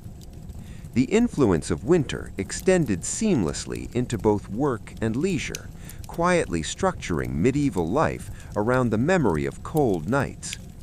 Daily activity, whether labor or recreation, was guided by habits formed under frost and draft, blending practicality with rhythm and routine. Labor began with slow, deliberate mornings. Cold floors, stiff joints, and lingering chill dictated measured movement. Farmers fed animals in careful sequences, repaired tools with deliberate attention, and paced fieldwork according to daylight and temperature. Overexertion risked discomfort or minor injury, so caution guided each task. Even the elite, overseeing lands or estates, adhered to measured routines informed by winter's persistence. Meals reinforced these habits. Hot, calorie-rich foods fueled the body against residual cold. Stews, porridges, and breads became daily staples. Eating was both sustenance and subtle comfort, a moment of warmth that prepared people for the rhythm of work ahead. In communal households or manor houses, meals were also social pauses, reinforcing family or household cohesion. Leisure adapted to environment as well. Indoor activities became standard: quiet crafts, reading, board games, or storytelling near the hearth. These pursuits offered rest while maintaining warmth, blending social interaction with practical comfort. Even nobility followed this pattern. Gatherings were held in enclosed chambers, fires tended carefully, and physical proximity was encouraged without ceremony disrupting practicality. Travel, sport, and outdoor activity were constrained by frost. Roads, rivers, and fields dictated the feasibility of movement. Markets and trade schedules adapted to frozen terrain. Villages coordinated collective efforts for resource sharing. Inns and lodgings offered temporary communal warmth, fostering interactions among strangers in a cooperative, tacitly enforced rhythm of survival. Children internalized these patterns early. Play was measured, often indoors, and intertwined with minor chores or supervision. They learned to balance activity with warmth and social interaction with practical vigilance. Sleep, layered clothing, and careful positioning reinforced habits carried into daytime routines, subtly shaping lifelong behavior.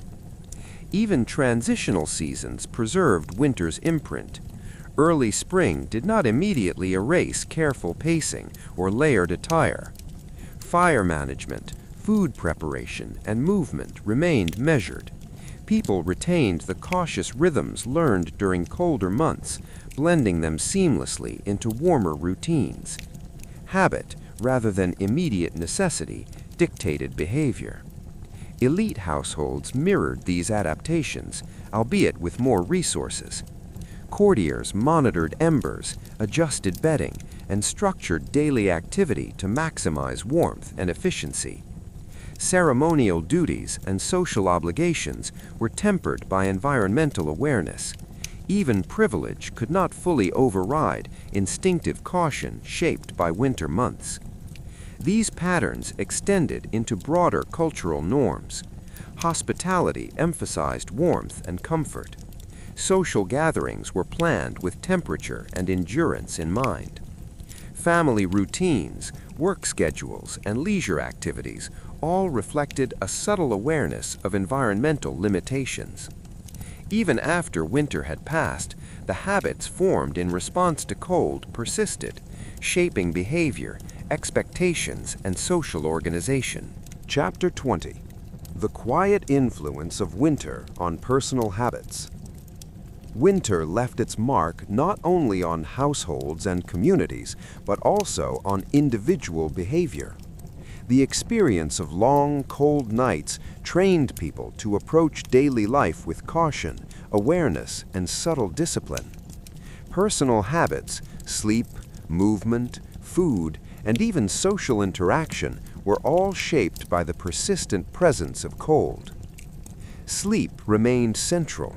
Nights were long, bodies curled or layered for warmth, and even after frost had faded, these patterns persisted. People learned to adjust positions, anticipate drafts, and share body heat efficiently. Vigilance was quiet but constant. The body retained memory of discomfort, guiding unconscious movements throughout the night. Daily activity reflected these lessons. People paced work carefully, balancing effort with conservation of energy. Movement was deliberate, measured, and structured around residual environmental limitations. Even minor tasks like fetching water or tending animals were performed with a subtle awareness of temperature. Habits learned during winter became automatic, forming a rhythm that persisted year-round. Food and drink were similarly influenced. Meals were structured around warmth and energy retention. Hot soups, porridges, and stews were consumed not merely for nutrition, but for comfort and subtle body regulation. Families and communities used meals as markers of routine, reinforcing both social bonds and practical adaptation to environment. Clothing and layering became habitual. People retained multiple layers even during milder weather out of residual caution. Nightcaps, stockings, and heavy fabrics were common. Habits of insulation, developed over months of winter, became ingrained, blending practicality with daily routine. Children absorbed these patterns early.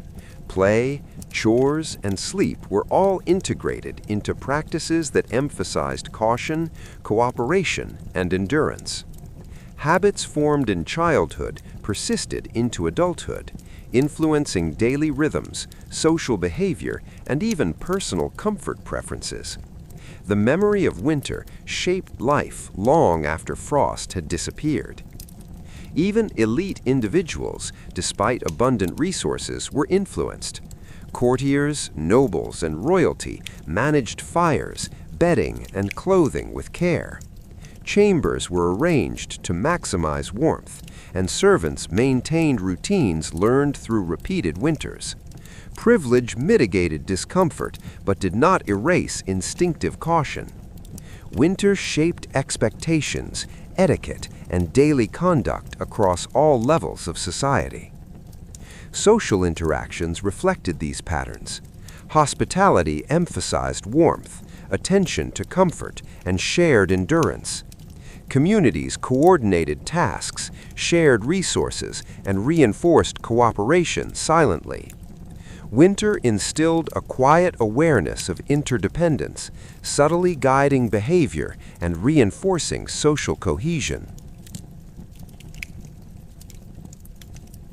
Chapter 21. Winter's Subtle Shaping of Daily Life. The influence of winter on medieval life extended into nearly every routine, both public and private. Nights of cold, fragmented sleep and careful attention to warmth taught people habits that became second nature, quietly guiding behavior even in warmer months. Sleep remained a measured practice. Bodies curled tightly, blankets layered carefully, and human heat was shared whenever possible. Even in spring and summer, the instinct to preserve warmth persisted. Minor adjustments during the night, shifting position, tucking limbs, or repositioning bedding reflected habits formed under frost and draft. Vigilance was automatic, the body trained through repeated winters to anticipate discomfort.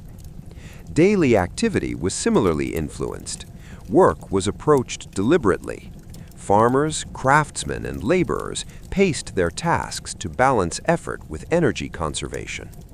Even seemingly trivial activities like carrying water or chopping wood were performed with an awareness of residual cold.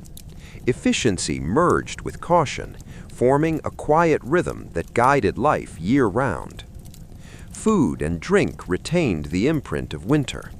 Hot, calorie-dense foods, stews, porridges, and breads remained central to daily sustenance. These were not only practical, but comforting, reinforcing routine and social cohesion. Families and communities used meals as markers of routine, reinforcing both nourishment and warmth, embedding subtle rituals of care and endurance into everyday life. Clothing habits persisted as well. Layered garments, nightcaps, and insulated fabrics were retained beyond the coldest months. People had learned that layering offered security and comfort, and these routines became habitual. Even the wealthy, whose resources allowed for additional comfort, adhered to these practices, blending practicality with social expectation. Children internalized these lessons early. Shared sleep, measured play, and careful attention to warmth instilled habits that guided behavior for life. Families reinforced patterns of cooperation and endurance. Children learned to balance movement with caution, activity with rest, and independence with shared responsibility. Communities adapted quietly but pervasively. Villages coordinated resource use, monitored environmental conditions, and supported one another during the coldest periods. Towns managed crowded housing, inns, and temporary lodging with awareness of shared warmth. Monasteries formalized these practices, integrating both practical and spiritual observation of rhythm and endurance. Even elite households were shaped by winter's influence. Courtiers, servants, and royalty followed careful routines, managing fires, adjusting bedding, and monitoring warmth throughout the night. Privilege mitigated discomfort, but did not erase instinctive caution. Winter shaped expectations, etiquette, and daily conduct across all levels of society. Winter also shaped social and cultural norms. Hospitality emphasized comfort and shared endurance. Leisure was often hearth-centered, blending interaction with practical warmth. Festivals, gatherings, and ceremonies were timed and structured with awareness of temperature. Endurance became intertwined with etiquette, habit, and communal expectation. Chapter 22. Endurance and Adaptation Across Seasons. Winter's influence extended far beyond the coldest months. Habits formed during long, frigid nights persisted into spring, summer, and even early autumn. Medieval people, trained by repeated exposure to frost, carried forward rhythms of caution, preparation, and endurance that subtly structured all aspects of daily life. Sleep remained a measured practice. Even when warmth returned, bodies retained the instinct to curl, layer bedding, and anticipate drafts. Minor movements, adjusting a blanket, repositioning limbs, or shifting closer to another sleeper, continued automatically. These habits, learned under frost and draft, became ingrained, shaping rest and recovery year-round. Daily activity reflected the imprint of winter. Work was approached deliberately, with attention to pacing and energy conservation. Farmers, artisans, and laborers carried the rhythm of measured movement into warmer months, balancing efficiency with caution. Even small tasks retained the influence of prior experience, blending instinct with habit. Meals continued to emphasize sustenance and comfort. Hot, calorie-dense foods remained part of diet even when temperatures rose. Families and communities retained routines of shared meals, hearth-centered gatherings, and coordinated food preparation.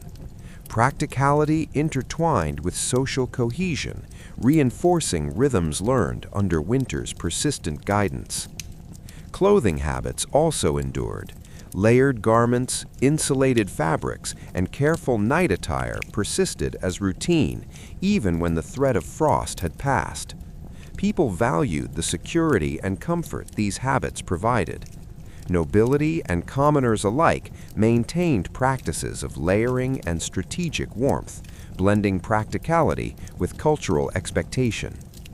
Children internalized these enduring patterns naturally.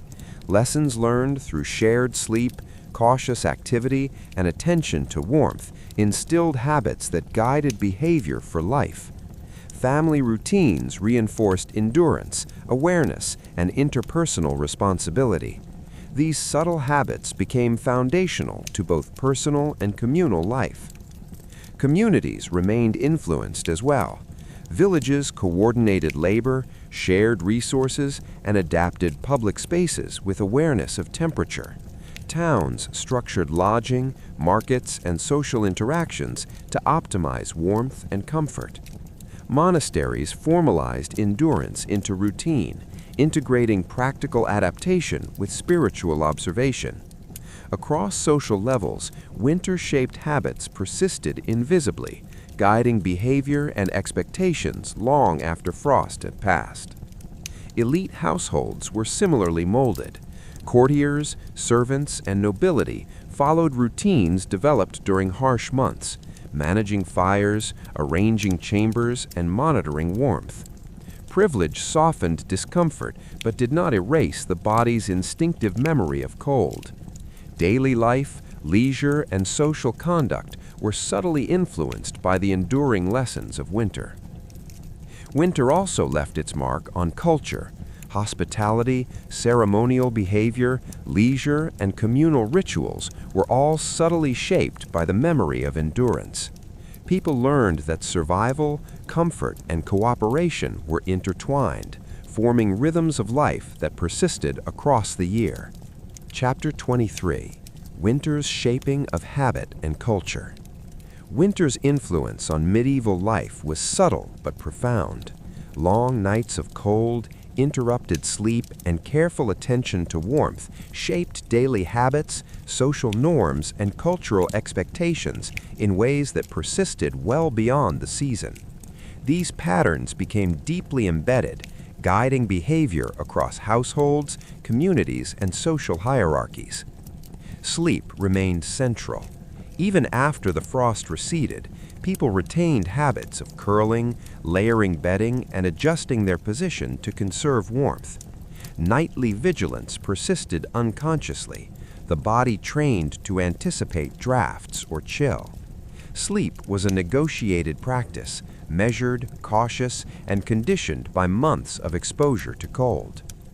Daily routines reflected winter's imprint. Work, movement, and activity were all approached with awareness of energy conservation. Farmers, artisans, and laborers continued to pace themselves carefully. Even seemingly minor tasks retained the influence of winter habits, balancing exertion with rest, scheduling activity around available light and warmth, and coordinating with others for efficiency and comfort. Meals preserved the lessons of cold nights. Hot, calorie-dense foods provided both nutrition and warmth.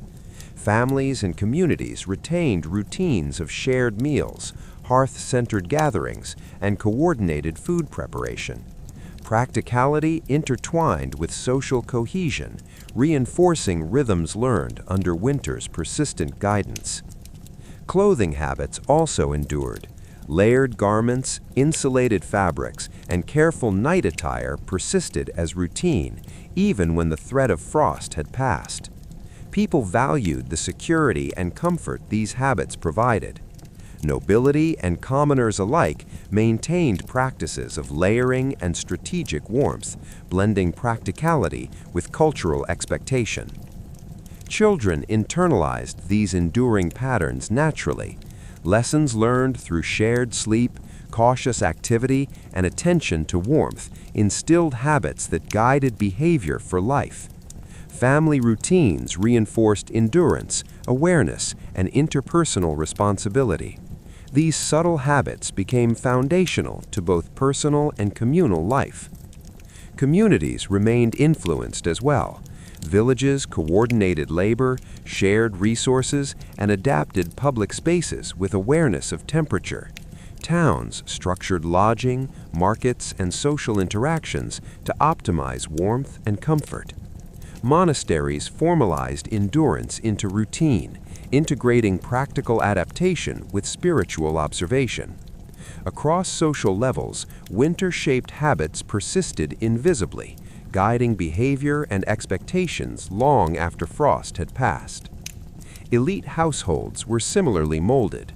Courtiers, servants, and nobility followed routines developed during harsh months, managing fires, arranging chambers, and monitoring warmth. Privilege softened discomfort but did not erase the body's instinctive memory of cold.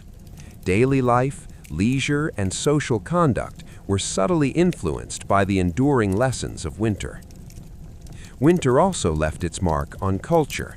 Hospitality, ceremonial behavior, leisure, and communal rituals were all subtly shaped by the memory of endurance. People learned that survival, comfort, and cooperation were intertwined, forming rhythms of life that persisted across the year. Chapter 27: Winter's Shaping of Social Patterns.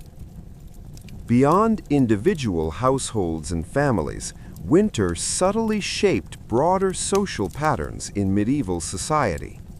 The persistence of cold nights and long winters influenced community cooperation, labor organization, leisure activities, and expectations of conduct, quietly embedding lessons of endurance and adaptation across social structures. Villages coordinated closely during the harshest months. Tasks such as firewood collection, food storage, and livestock care required cooperation. Sharing resources and knowledge became a necessity. Families communicated strategies for warmth and survival, exchanging practical advice on bedding, clothing, and fire management.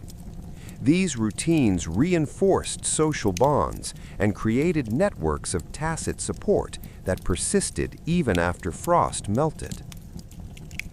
Towns similarly reflected winter-shaped rhythms.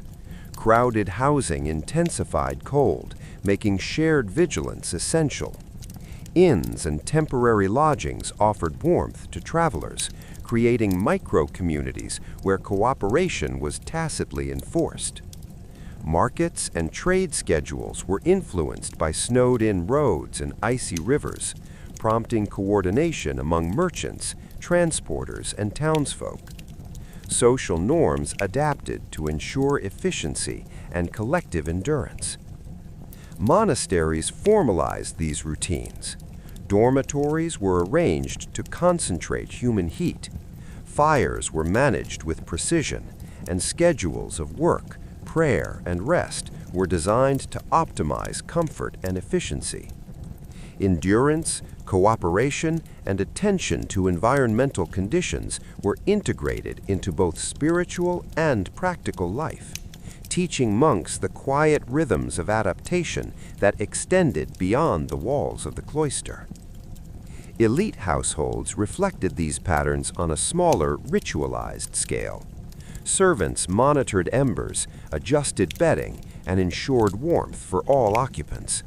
Courtiers and family members moved deliberately, balancing comfort with social expectation. Ceremonial events, gatherings, and leisure activities were subtly influenced by temperature, reinforcing routines learned during colder months. Even privilege could not fully override instinctive caution shaped by winter experience. Children across social strata absorbed these lessons naturally. Through shared sleep, cooperative chores, and measured activity, they internalized habits of endurance, vigilance, and coordination. Family routines reinforced both practical and social expectations, transmitting survival skills and cultural norms across generations. Winter also shaped leisure and recreation. Activities were often hearth-centered, blending social interaction with practical warmth. Outdoor games, travel, and sport were limited, promoting indoor gatherings that reinforced communal bonds. Even celebrations and festivals adapted to cold, favoring enclosed spaces and structured timing.